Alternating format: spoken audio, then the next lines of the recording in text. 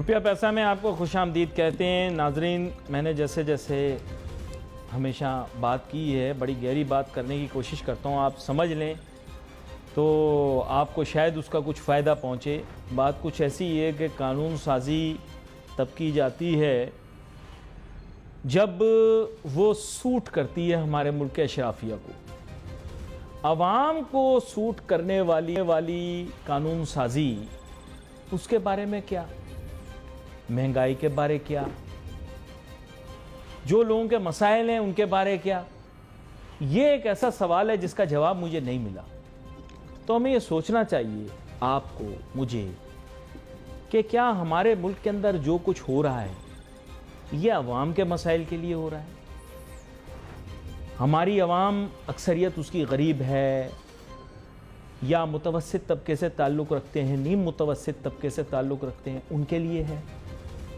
نہیں، question mark ہے نا، ایک آپ کو سوچنا چاہیے، اپنے ذہن پہ تھوڑا زور دینا چاہیے۔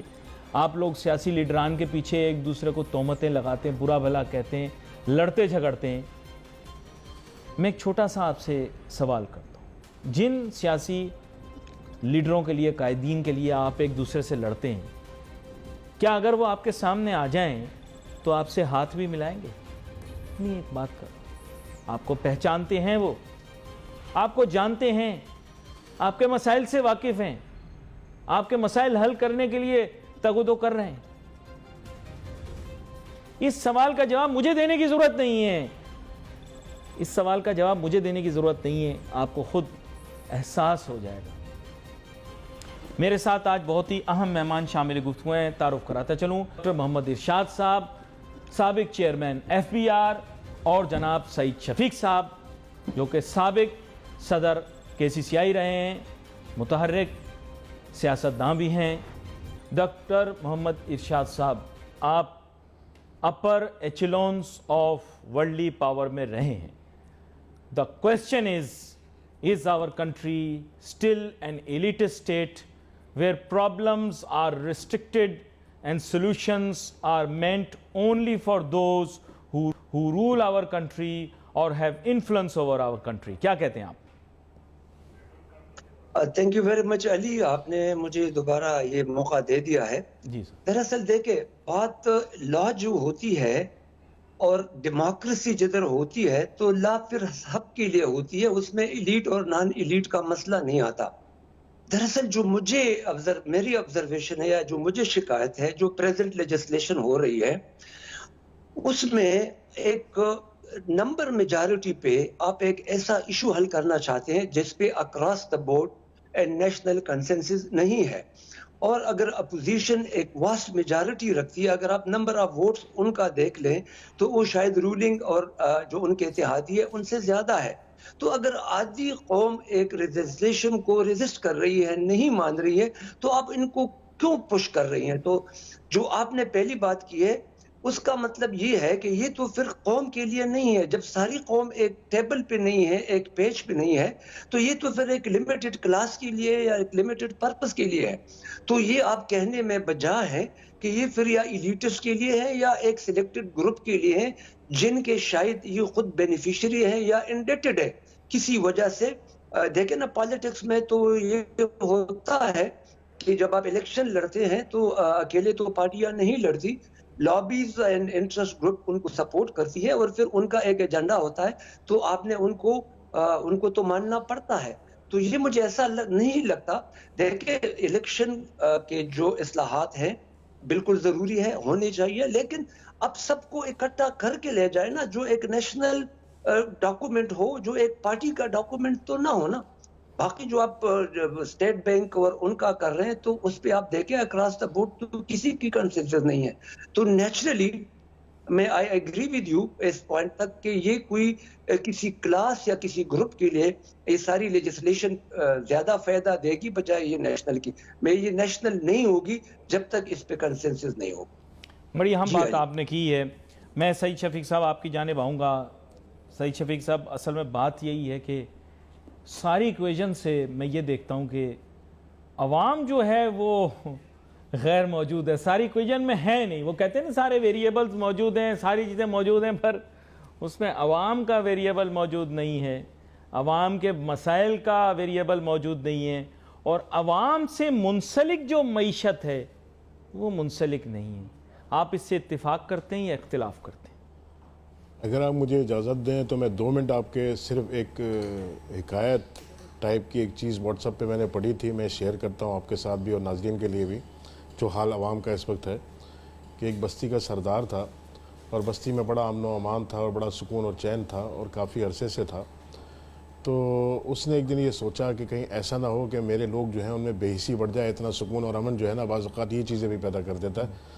تو مشاورت چل رہی تھی تو اس میں ایک نے یہ کہا کہ جی ایسا ہے کہ بستی کے سارے لوگ جو ہیں وہ دریا پار کر کے اور دوسری بستی میں اپنے ذریعہ معاش اپنا معاش تلاش کرنے کے لیے جاتے ہیں، تو کیوں نہ ان کے اوپر 10 روپے ٹیکس لگا دیا جائے. تو گزر کے تو ہر ایک کو پل پہ سے جانا تھا، تو لہٰذا اس تجویز کو منظور کیا گیا اور 10 روپے ٹیکس لگا دیا گیا. چند دن گزرے، یہ مصاحبین انتظار میں تھے کہ شاید عوام کا کوئی رد عمل آئے گا، مگر عوام کا کوئی رد عمل نہیں آیا. اور پھر اس کے بعد جب دیکھا کہ عوام کا کوئی رد عمل نہیں آیا تو انہوں نے کہا جی اس میں مزید سختی پیدا کرنی چاہیے، اور تجویز منظور ہوئی کہ جی 10 روپے کے ساتھ ساتھ 10 جوتے بھی مارے جائیں سب کو. چلیں جی یہ بھی ہو گیا اور 10 جوتے بھی لوگ کھانے لگے اور پھر بھی کوئی پروٹیسٹ نہیں ہوا. تو پھر تیسری مشاورت چل رہی تھی تو معلوم ہوا کہ جی دروازے پر کوئی آیا ہے اور بات کرنا چاہتا ہے. جب دروازے پر کوئی آیا اور اس کو بلایا گیا تو بستی کے سردار نے پوچھا ہاں میں جانتا ہوں کہ تم کس وجہ سے آئے ہو، ٹیکس کا مسئلہ ہے؟ نہیں ٹیکس کا کوئی مسئلہ نہیں ہے. کہنے لگے اچھا جوتے مارنے کا مسئلہ ہے؟ کہنے لگا صاحب جوتے مارنے کا مسئلہ نہیں ہے، بس بات یہ ہے کہ صبح لمبی قطاریں ہو جاتی ہیں، جوتے مارنے والے بڑھاتے ہیں. تو ہمارے عوام کا معذرت کے ساتھ اس وقت یہی حال ہے کہ ظلم کے پہاڑ ان پر ٹوٹ رہے ہیں اور وہ اپنے معاملات میں اور اپنے مسائل میں اتنے زیادہ الجھ گئے ہیں کہ ان کو اس طرف دیکھنے کی اور سوچنے کی فرصت ہی نہیں ہے کہ ان کا کس طریقے سے استحصال ہو رہا ہے. اب رہی جو ڈاکٹر صاحب نے بات کی تھی، اپنے آپ نے گفتگو سے آغاز کرایا تھا ان سے، اس میں صورتحال یہ ہے کہ جب بھی کوئی گروپ آتا ہے، کوئی پارٹی آتی ہے اقتدار میں، تو وہ جب اقتدار میں ہوتی ہے تو اپنے اقتدار کو طول دینے کی کوشش کرتی ہے اور یہ چاہتی ہے کہ آئندہ جو ٹینیور اس کو چاہیے وہ آئندہ کا ٹینیور بھی وہ کنفرم کرے اور اسی کو ملنا چاہیے. یہ ساری وہی ایفرٹس ہیں، وہی کاوشیں ہیں جو آپ کو نظر آ رہی ہیں، اور یہ اسی سلسلے کی ایک کڑی ہے جہاں تک میں سمجھتا ہوں. ورنہ یہ بات ڈاکٹر صاحب کی بالکل وزن ہے اس کے اندر کہ جب آدھی قوم ایک طرف کھڑی ہے تو اس کو ایسے قانون اور قوانین کو سروں پہ مسلط کرنے کی کیا ضرورت ہے. بڑی اہم بات کیا آپ نے. اچھا یہاں پر میں اس سے قبل کہ آگے جاؤں میں تھوڑا سا موضوع تبدیل کرتا ہوں. ڈاکٹر محمد ارشاد صاحب کے دل کے نزدیک جو موضوع ہے اس کی جانب آتا ہوں.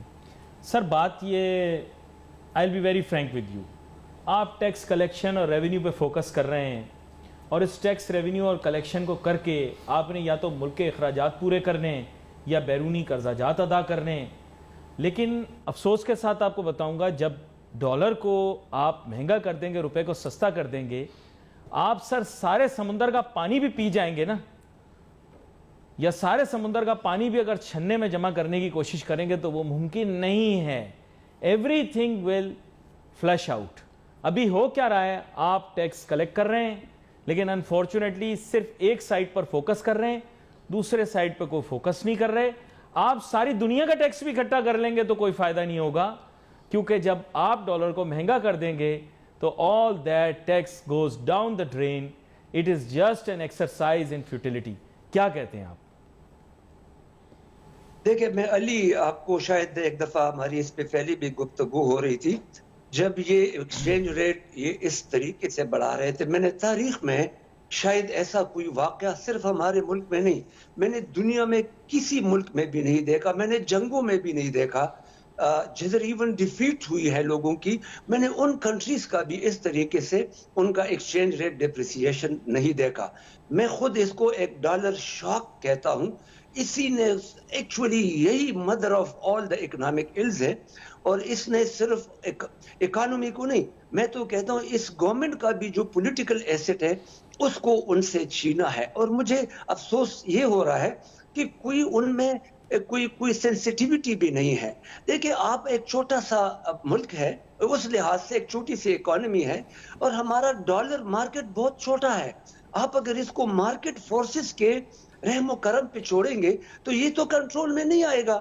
یہ تو جو بھی دنیا میں کنٹرول کرنا چاہیں گے تو آپ کو دیوالیہ کر دے جو کر رہے ہیں. دوسرا جو لوگ یہ کام کر رہے ہیں، جن کو یہ اہم کام آپ سپورٹ کر رہے ہیں، جو اسٹیٹ بینک ہیں جس کی مانیٹرنگ پالیسی اس کے ڈومین ہے، یا ایکسچینج ریٹ کنٹرول جس کا ڈومین ہے، بھائی اس کا تو ملک کے لوگوں کے ساتھ کوئی کانٹیکٹ ہی نہیں ہے. میں نے شفیق صاحب کو سنا ہے، بالکل شفیق ٹھیک کہہ رہا ہے کہ دیکھیں جب قوم کا تو جو ایکچوئل اثاثہ ہے وہ تو اکانومی ہے، وہ تو اس کے جیب میں جو پیسہ ہے اس نے رات کو دن کو ان سے کھانا کھانا ہے، اس کا کنٹرول آپ کسی اور کو دے رہے ہیں. میں تو سمجھ رہا ہوں کہ ٹیکسز کلیکٹ کرنا اتنا مشکل کام نہیں ہے، اور یہ جو کلیکٹ بھی کر رہے ہیں یہ تو سارا انڈائریکٹ ٹیکس کلیکٹ کر رہے ہیں، اس کا تو اور پریشر بڑھ رہا ہے. آپ کے امپورٹس بڑھ رہے ہیں، آپ کا ایکسچینج ریٹ بڑھ رہے ہیں، ان کا ایفیکٹ ٹرانسلیٹ ہو رہا ہے. تو وہ تو ایکچولی لوگوں کا چمڑا اتارنے والی بات ہے. ٹیکس وہی ہے جو ڈائریکٹ ٹیکس ہے، جو آپ مالدار لوگوں سے لے لیں، جس کو آپ ریٹ بڑھا دیں، دنیا بھر میں بڑھا دیں، آپ اپنا پائے دے کے ٹیکسیشن کا، اس میں تو 70 سے زیادہ آپ کا انڈائریکٹ ٹیکس ہوا. تو آپ لوگوں کو کس قدر سے ریلیف دیں گے؟ میرے خیال میں یہ سارا جو ان کا ماڈل ہے نا، یہ اب کمپلیکس ہو چکا ہے. یہ فائر فائٹنگ کر رہے ہیں، اور میں نہیں سمجھتا کہ جو لیجسلیشن یہ کر رہے ہیں ان سے کوئی بہتری ہوگی. میں بلکہ سمجھتا ہوں کہ اگر یہ سارا کچھ ہو گیا ہے تو اس سے فردر طوفان اس لیے آئے گا کہ آپ کا جو اسٹیٹ بینک ہے وہ اٹونومس نہیں ہوگا، وہ آزاد ہو جائے گا، وہ انڈیپینڈنٹ اسٹیٹ ہو جائے گا، وہ جو مرضی کرے، وہ آپ کی اکاؤنٹیبلٹی سے بھی باہر ہو جائے گا. آپ کو تو فائنینشیل ساورینٹی کسی اور کو دے رہے ہیں، تو پھر آپ کس چیز کو ایکسپیکٹ کر رہے ہیں؟ آپ کیا بڑے امید اہم لگائے نقطے بیٹھے آپ ہوئے ریز ہیں؟ کر رہے ہیں. میں اس کے اوپر آپ کے ساتھ بحث جاری رکھتا ہوں. جناب سعید شفیق صاحب بھی اس کے اندر کچھ ایڈ کرنا چاہ رہے ہیں. میں کہا سعید شفیق صاحب آپ کچھ اضافہ کرنا چاہ رہے ہیں، پھر میں اگلا سوال آپ سے پوچھوں. جی بالکل. دیکھیں آج ڈاکٹر صاحب اس منصب پر فائز رہے ہیں جس میں عموماً بزنس کمیونٹی کے لوگ بڑے ملاقات کے لیے ہر وقت ان سے ٹائم کے خواہش مند ہوتے ہیں اور ملاقاتوں کے خواہش مند ہوتے ہیں. تو آج آپ اس منصب سے فارغ ہو کر ایسی جگہ بیٹھے ہیں. میرا سوال ڈاکٹر صاحب سے آپ کے توسط سے یہ ہے. ڈاکٹر صاحب میں ہمیشہ سے بحیثیت صدر KCCI بھی اور بحیثیت تاجر و صنعتکار بھی ہم ایک سوال کا جواب مانگتے تھے، اور ہمیشہ اس کا سوال کا جواب جو ہے وہ گول مول ہوتا تھا. بعد آپ نے ڈائریکٹ ٹیکسیشن کی اور انڈائریکٹ ٹیکسیشن کی بات کی. ڈائریکٹ ٹیکسیشن میں جب ہم انکم ٹیکس کی بات کرتے ہیں تو اس میں ہم جب یہ ریز کرتے تھے کہ بھئی آپ نے جو فائلرز ہیں ان کی تعداد نہیں بڑھتی ہے، 10 لاکھ 15 لاکھ 20 لاکھ، اب 23 کروڑ کی آبادی میں 10-15 لاکھ کی حیثیت کیا ہے کہ جی وہ ایگریکلچر کرنے والے جو ہیں وہ تقریباً 70% سے زائد پاکستان کے لوگ جو ہیں وہ زراعت سے منسلک ہیں. اور تو ہم نے یہ کہا کہ بھئی آپ جب یہ آمدنی ٹیکس ہے تو آپ کی ایگزمپشن اس میں کیوں ہے؟ آپ ہر وہ آدمی جس کی آمدنی ایک مقررہ حد سے اوپر ہے اس کے اوپر یہ ٹیکس لاگو ہونے چاہیے. تو کیا قباحت تھی کہ آپ بھی ذمہ دار عہدے پر بیٹھ کر بھی آپ کو بھی غالباً کامیابی تو میں نہیں سمجھتا کہ آپ کو بھی ہوئی اور آپ اس سیکٹر کے اوپر آپ انکم ٹیکس کو امپلیمنٹ کر سکے. تو یہ چلیں پوچھ لیتا ہوں میں. سر ایگریکلچرل انکم ٹیکس کے متعلق بات کر رہے ہیں، آپ کیا کہتے ہیں؟ نہیں، ایگریکلچر انکم ٹیکس کی بات نہیں کر رہا ہوں میں. بات یہ کر رہا ہوں تھریشولڈ کے اوپر جو لوگ ہیں ایگریکلچر، ہاں مطلب آپ کی آمدنی ایک مقرر حد سے زیادہ ہے، سورس اور انکم کوئی بھی ہو، پوچھ لیتے تو اس میں ایگزمپشن کس بات کی ہے؟ جی ڈاکٹر محمد ارشاد صاحب آپ کچھ اس کا جواب دینا چاہیں گے؟ بالکل سب سے میں 100% ایگری کرتا ہوں، اور یہ میں بھی اپنے وقت میں نہیں کر سکا.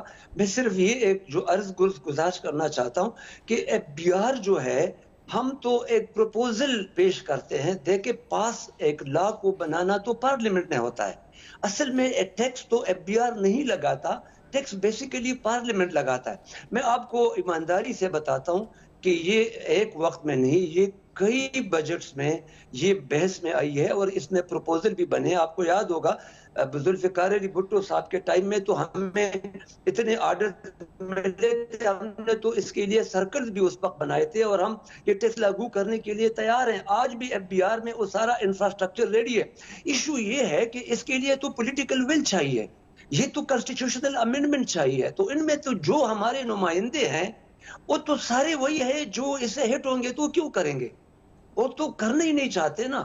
تو جب یہ سارے آپ جیسے شفیق صاحب جیسے لوگ انشاءاللہ پارلیمنٹ میں پہنچ جائیں گے اور یہ اس پروٹیکشن والے لوگ نہیں ہوں گے اور یہ چینج کنسٹیٹیوشن میں کرنی پڑے گی، اور لا میں کرنی پڑے گی ایف بی آر کو. تو اس پہ کچھ ایف بی آر تو خوشی سے امپلیمنٹ کرے گا. اور نہیں، آپ نے خواہش کا اظہار کیا، یقین کریں سعید شفیق صاحب کا چہرہ بھی کھل گیا اور ان کا خون بھی دگنا ہو گیا ہے. انہوں نے واسکٹ تو انہوں نے شیروانی بھی سلوا لینی ہے واسکٹ کے ساتھ ساتھ. ڈاکٹر محمد ارشاد صاحب نے بڑی غور طلب باتیں کی اور بڑی وضاحت سے کھل کھلا کے بات کی. سعید شفیق صاحب اب پھر تھوڑا محور بدل دیتے. بات یہ ہے کہ اب گفتگو کا محور آپ کی اجازت ذرا عوام، غریب، بے روزگار اور مسکین پریشان لوگوں کی طرف کر دیتا ہوں.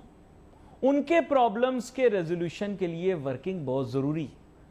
ہماری عوام بہت سمپل ہے سر، آپ نے اپنے واقعے میں بتا ہی دیا. ہم تو کہتے ہیں بس کہ قطار چھوٹی کر دو، باقی جو کرنا ہے کر لو. لیکن یہ ہے کہ آپ خود سمجھیں اس بات کو کہ کیوں عوام کے ساتھ زیادتی ہو. مہنگائی بھی ایک طرح کا ظلم ہے، بلکہ ایک بڑی مشہور کہاوت ہے کہ مہنگائی بدترین ظلم ہے. کسی کے ساتھ اگر آپ نے ظلم کرنا ہو تو اسے غربت میں رکھیں، یہ کہاوت ہے. اگر کسی کے ساتھ آپ نے ظلم کرنا ہو تو اسے غربت میں رکھیں. تو سعید شفیق صاحب اس مسئلے کو حل کرنے کے لیے بڑے بڑے سیمینار ہوتے ہیں، لیکن مسئلہ حل نہیں ہو رہا. تھریشولڈ اور نیچے آتا چلا جا رہا ہے، غریب اس کے اور مزید نیچے جاتا جا رہا ہے. کیا کہتے ہیں آپ؟ دیکھیں علی، میں نے آپ کو کہا کہ ہم ایک نام نہاد جمہوریت، اس لیے میں اس کو نام نہاد جمہوریت کہتا ہوں کہ جو ایک ڈیموکریٹیکل سیٹ اپ پراپر ہونا چاہیے نا، وہ ہمارے پاس نہیں ہے. آپ اس کو اس انداز میں اگر دیکھ لیں کہ میں کہتا ہوں کہ ایک غریب آدمی اگر الیکشن میں، کیونکہ آپ ڈیموکریسی کا مطلب تو ایک سب کے برابر اختیار نا، تو اس اختیار کو سامنے رکھ کے آپ یہ دیکھیں کہ ایک ریڈی والا اگر چاہے الیکشن میں کانٹیسٹ کر سکتا ہے تو میرے خیال میں وہ نہیں کر سکتا. جو اس کے ساتھ مسائل اور جو معاملات ہوں گے وہ الیکشن لڑ ہی نہیں سکتا، لڑنے کے قابل ہی نہیں ہے. تو یہ جو پوائنٹ ہے یہ غلط ہے. اچھا اب آپ آ جائیں، چلیں لوگوں نے ووٹ دے دیا اور حکومت منتخب ہو گیا، عوام پارلیمان میں نہیں آ سکتی. تو عوام ایک مخصوص طبقہ اور وہ ایلیٹ کلاس آپ کی جو پیسے پر جس کا وہ ہے ہولڈ ہے، وہی الیکشن کنٹیسٹ کر کے اور اقتدار کے ایوانوں تک پہنچتے ہیں. اور اس میں ان کی پہلے دن سے کوشش یہ شروع ہو جاتی ہے کہ اپنے اقتدار کی طوالت کس طرح ان کو حاصل کرنی ہے. اور یہ ٹرم جب ختم ہونے کے قریب ہو تو اگلی ٹرم پر نگاہیں ہوتی ہیں. عوام کے مسائل جو ہے نا وہ دوسری طرف چلے جاتے ہیں اور ان کا سلوشن بہت مشکل سے نکلتا ہے. اب صورتحال یہ ہے کہ آپ معیشت کی آپ بات کر رہے تھے تھوڑی دیر پہلے، تو آپ مجھے ایمانداری سے بتائیں علی، کیا آپ کی اکانومی کا انڈیکیٹر کبھی اسٹاک ایکسچینج رہا ہے؟ کیونکہ جہاں اسٹاک ایکسچینج میں تیزی آئی وہاں ہمارے سیاستدان، ہمارے ماہر معاشیات چیخ کر ملک کی ترقی کے حوالے سے گنگانے لگتے ہیں. میرے حساب سے اسٹاک ایکسچینج کبھی بھی آپ کی اکانومی کو انڈیکیٹ نہیں کرتا. آپ کی کرنسی آپ کی اکانومی کو انڈیکیٹ کرتی ہے کہ آپ کی اصل اوقات کیا ہے، آپ کی جیب کی حیثیت کیا ہے اور آپ کی اقوام عالم میں آپ کی کیا پوزیشن ہے. تو آپ جب دیکھیں یہ کہ آپ فوکس کرنا چاہتے ہیں، آپ کام کرنا چاہتے ہیں، مگر آپ اپنے ایکسپورٹس کے وسائل جہاں سے اصل زر مبادلہ آ سکتا ہے اور آپ اپنے حالات کو بہتر کر سکتے ہیں، اپنے تجارت میں توازن قائم کر سکتے ہیں، اپنی کرنسی کو اسٹرینتھن کر سکتے ہیں، مضبوط کر سکتے ہیں، اس پر ہم فوکس نہیں کرتے. مثال کے طور پہ میں بات کرتا ہوں کہ چلیں آپ درآمدی تیل کی درآمد، تیل کون سا تیل؟ کھانے کا تیل. کھانے کے تیل کی درآمد پر اربوں ڈالر خرچ کرتے ہیں. کیا آپ نے کبھی یہ دیکھا بلین ٹریز کے نام سے آپ درخت لگا رہے ہیں؟ آپ ایسے درخت بھی لگا سکتے تھے کیونکہ پاکستان میں ایک ریسرچ کے مطابق زیتون یا اولیوز اس کی کاسٹ بڑے پیمانے para ہو سکتی ہے. کلائمیٹ سوٹیبل ہے پاکستان کی. یہاں پہ آپ بلین ٹریز آپ اولیوز کے لگا دیتے. نتیجہ کیا ہوتا؟ آپ ایکسپورٹ کرتے نہیں کرتے، اپنی ملکی ضروریات اگر پوری کر لیتے، کیونکہ شاید کھانے کے تیلوں میں سب سے مہنگا تیل زیتون کا ہے یا اولیوز کا ہے اور اعلیٰ کوالٹی کا تیل ہوتا ہے. آپ اس تیل کو اگر ملک کی ضروریات پورا کرنے کے لیے استعمال کر دیتے تو کئی ارب ڈالر آپ بچا سکتے تھے اپنے. اسی طرح میں بار بار اپنے یوتھ کو سامنے رکھ کے کہتا ہوں کہ جو آپ روزگار کی آپ نے پروگرام کے ابتدا میں بات کی، مت دیکھیں میرے نوجوانوں کو، میں ان کو پیار سے کہتا ہوں، محبت سے کہتا ہوں کہ آپ توقع مت رکھیں حکومت سے، کیونکہ حکومت اگر ملازمتیں بھی دیتی ہے وہ سیاسی رشوت کے طور پر ان کو استعمال کیا جاتا ہے. آپ کے اور میرے بچوں کو میرٹ پر ایک طرف الگ کر دیا جاتا ہے. آج کراچی کے ساتھ جو ظلم اور ستم ہو رہا ہے وہ آپ دیکھیں کہ اربن ایریاز میں بھی کیا ہو رہا ہے اور رورل ایریاز میں بھی کیا ہو رہا ہے. اور میرے بچے جو ہیں وہ ایک کھانا تقسیم کرنے والی کمپنی میں جو ہے وہ وہاں پہ کام کر رہے ہیں, لوگوں کو سواری ادھر سے ادھر پہنچانے کے لیے جو موٹر سائیکل کا استعمال ہو رہا ہے اس کمپنیوں میں کام کر رہے ہیں. تو آپ میرے ٹیلنٹ کو, اور بڑے بڑے پڑھے لکھے ماسٹرز کیے ہوئے بیچلرز کیے ہوئے بچے جو ہے جب بے روزگار ہوتے ہیں تو سوائے اس کے ان کے پاس آپشن کوئی نہیں ہوتا. آپ اس ٹیلنٹ کو دیکھیں, غریبی بڑی خطرناک چیز ہے, پیٹ کی بھوک جو ہے نا وہ انسان سے بہت کچھ کروا دیتی ہے. اگر میں اس طرف نہیں سوچوں گا, یہ میری قوم کے ذمہ داران اس طرف نہیں سوچیں گے تو آپ دیکھیں ٹیررزم کی باتیں اس خطے کے حوالے سے ہی کیوں ہوتی ہیں, اس خطے کے حوالے سے کیوں ہوتی ہیں.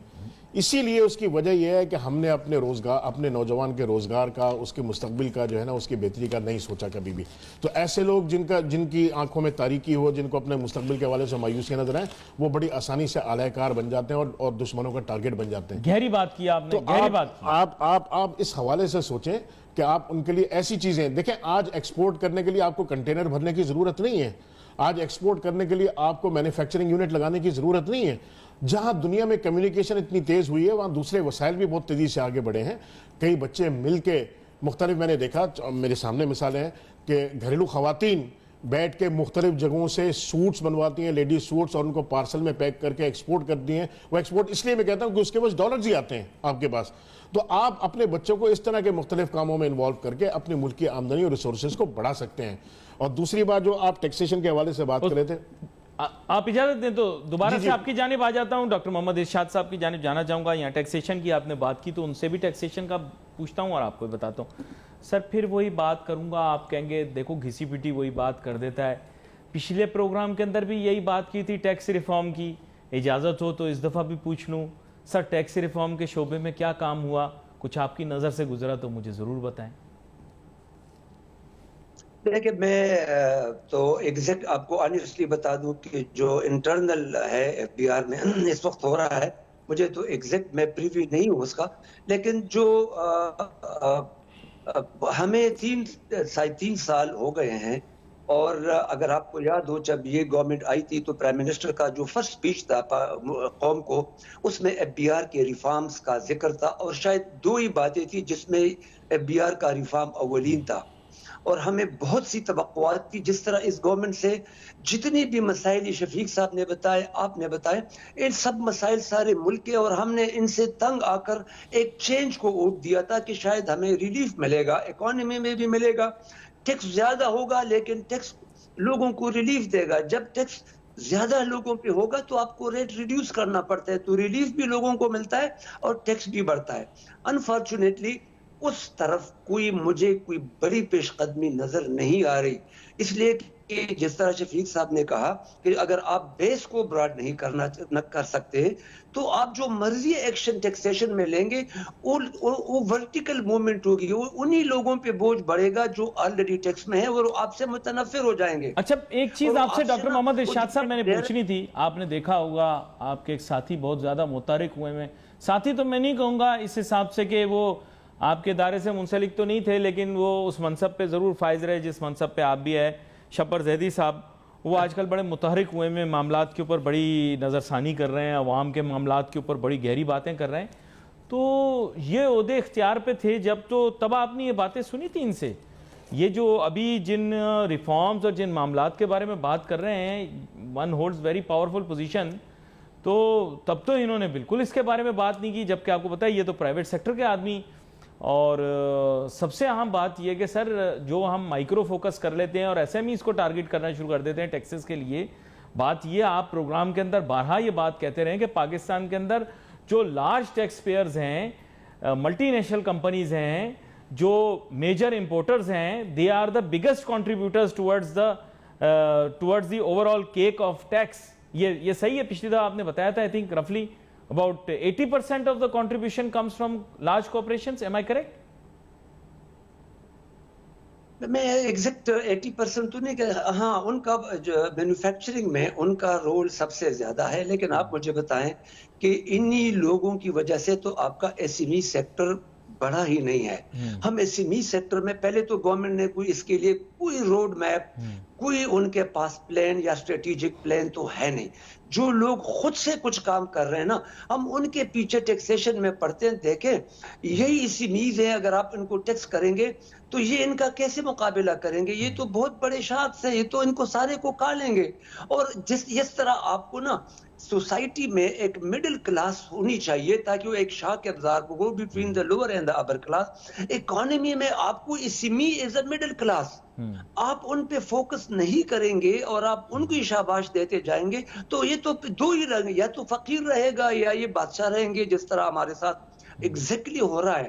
میں شبر زیدی صاحب چونکہ ایک ذاتی دوست بھی ہے میرا، میں اس کے ذاتی اس پہ تو کمنٹ نہیں کروں گا، لیکن ان کو سب سے اچھا موقع اس لیے ملا تھا کہ یہ اس گورنمنٹ کے آدمی تھے and he had direct access to the prime minister and even to the power جو کہ یہ سارا کچھ کرتے ہیں.